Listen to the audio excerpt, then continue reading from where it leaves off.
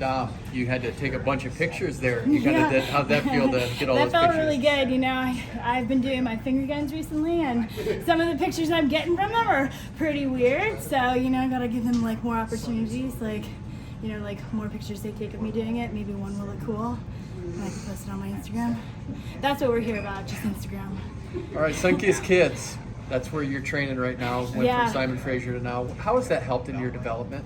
It's, you know, been so monumental in my improvement as a wrestler.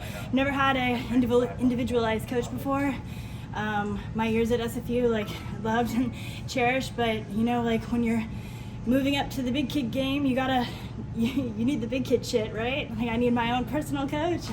I need access to great partners, and that's what we have at ASU and the Sunkist RTC with Coach Parish. He's wrestling savant. I keep saying that because he is. He's the mad scientist with wrestling. He notices everything. He watches everything.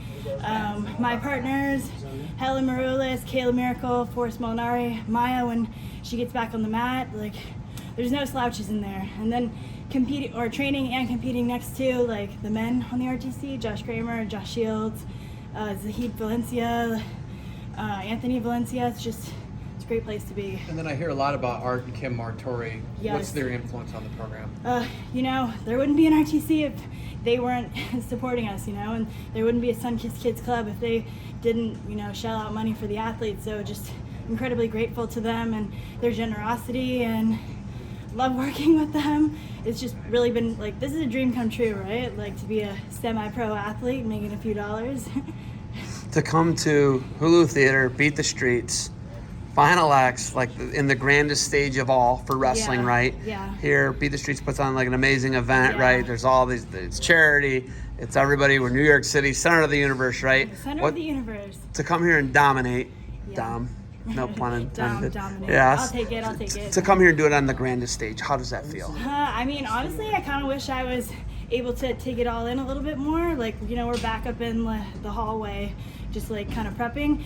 But, you know, like getting out on that mat, I feel like I'm veteran enough to not let the crowd like get the best of me. But walking down after, or like before the first match and like high-fiving kids, I'm like, oh my God, this is so cool. I just felt like a rock star, and that's a great feeling to have. That's why they all write songs about it, right?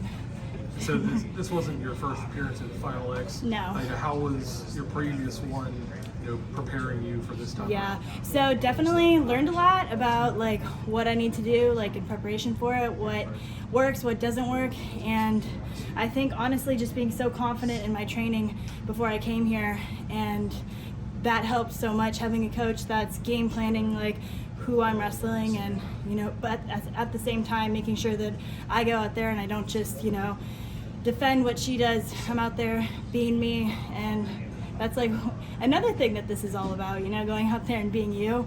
Last time I wrestled Jakara Winchester, after she beat me, she went on to win the world championship. So if you're gonna lose to someone, that's not a bad person to lose to. But I got asked in the Flow interview after the interview that I was 15 minutes late for, like if they thought I was gonna win this and go on to win the worlds. And I was thinking about that, and I'm like, I didn't think I was going to beat Jakara. I didn't think I was going to lose, but I wasn't as confident as I was coming in here.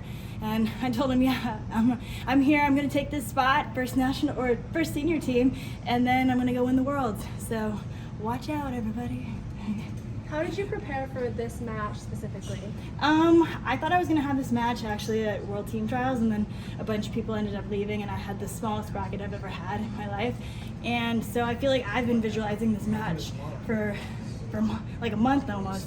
I was telling everybody I like can't wait to get my hands on her and see how she feels in comparison with what I was thinking like in my shadow wrestling and my training. And I just feel like, you know, I stepped out on the stage. The first match was a little bit closer than I would like, but you know, like you feel a wrestler once, and I feel like I like had her number, and I was ready to go out and take the second match. How do you get to a turn? How do I get to a turn? Yeah, you didn't get any turns. I didn't get any turns, yeah. That's something to work on. To be continued, I guess. You affect.